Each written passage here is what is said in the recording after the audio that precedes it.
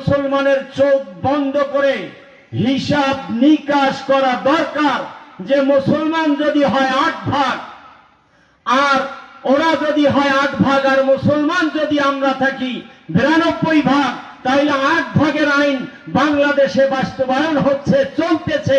8 ভাগ যাহাই কয় তাহাই হয়। আজকে 92 ভাগের আইন বাংলাদেশে চলে না। কি কথা বলেন, ঠিক কিনা?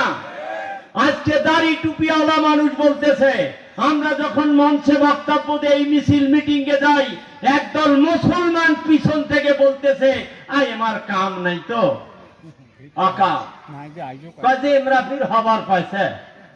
কে কথা বলেন, ঠিক কিনা? সেই মানুষটা যদি ভোট না দেয়, সেই মানুষটা যদি আমাদেরকে সমর্থন না করে, তাহলে কেমনে হবে বলেন? কি ঠিক কিনা কথা?